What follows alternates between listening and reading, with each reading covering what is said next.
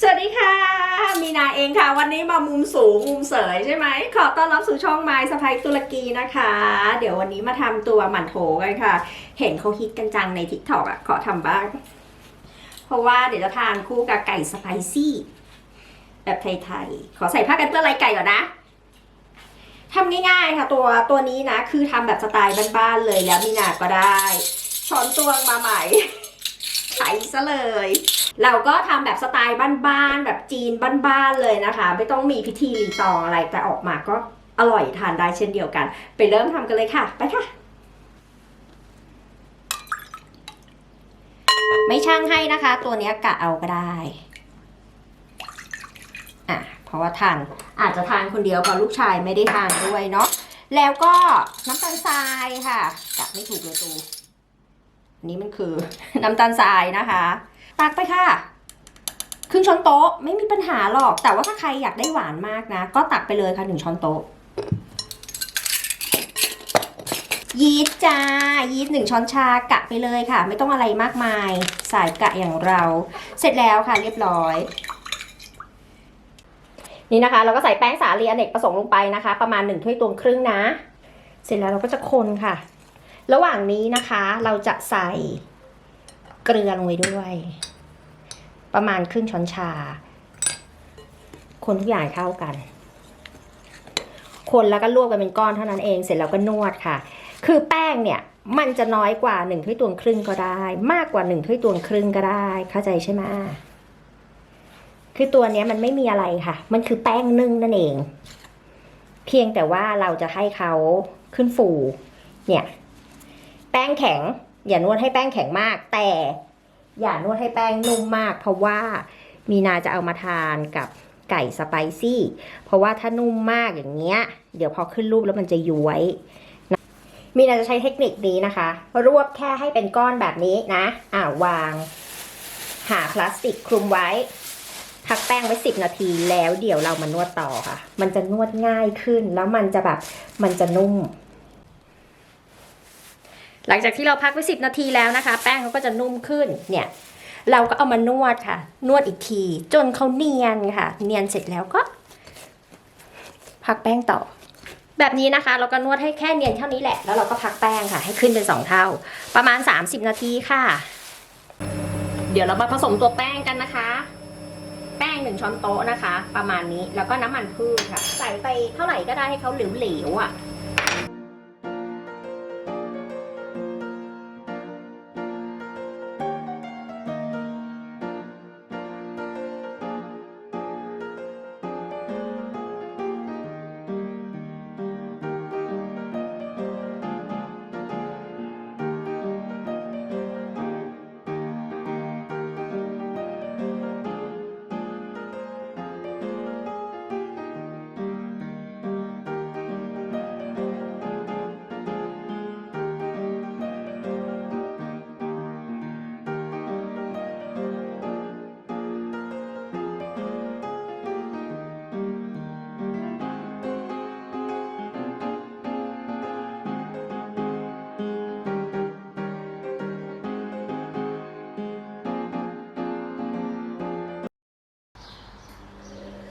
เสร็จแล้วนะคะเราก็จะทาแป้งค่ะ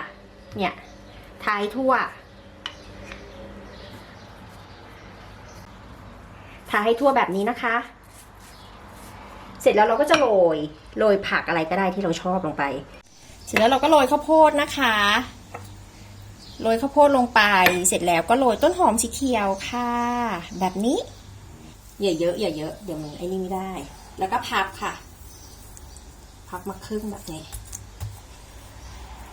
พับมาแบบนี้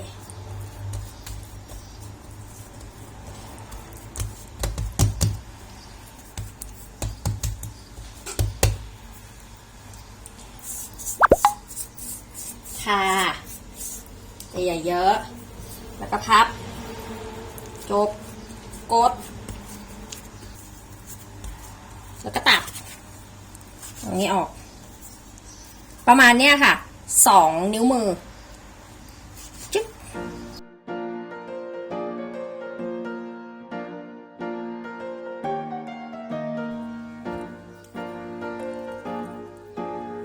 เ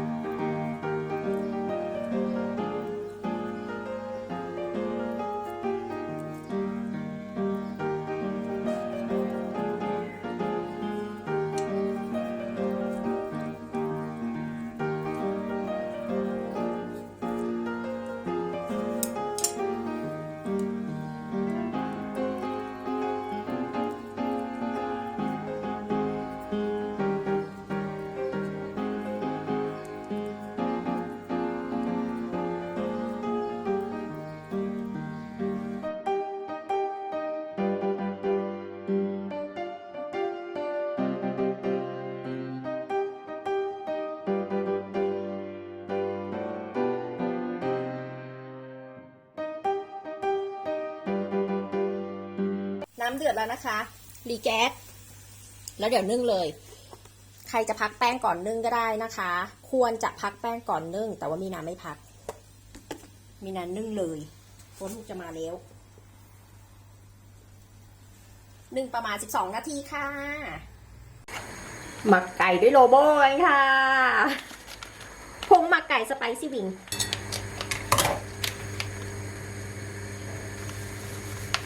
เทลงไปเลยค่ะสไปซี่สุดฤทธิ์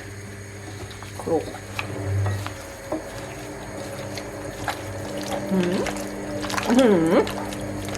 สไปซี่เลยหมักไว้นะคะประมาณ 1-2 ชั่วโมงจ้า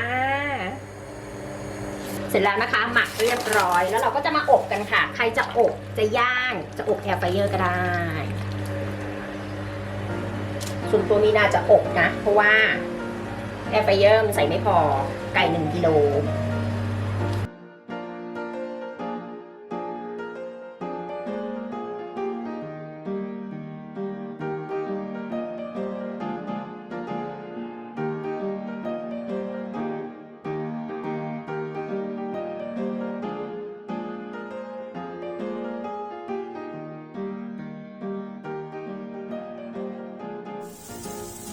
เสร็จแล้วเราก็มากราบค่ะกราบนิดนึงน้ำซอสเขาเนี้ยสุดยอดเข้มข้นมีนาชิมแล้วอยากจะเอาไปคลุกกับข้าวมากเสร็จแล้วอบต่อนะคะคลิกเสร็จแล้วก็อบต่อเลย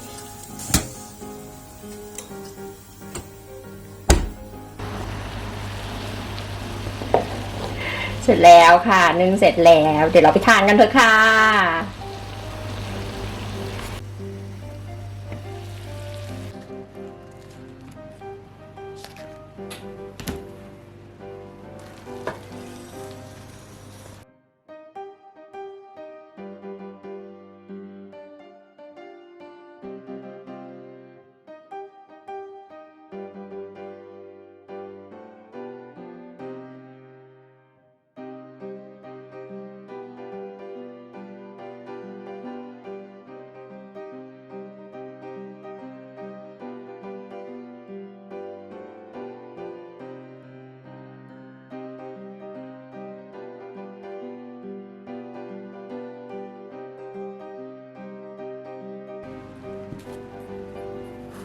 มาค่ะเดี๋ยวมีนาจะฉีกให้ดูเนาะเนี่ยค่ะเขาก็จะเป็น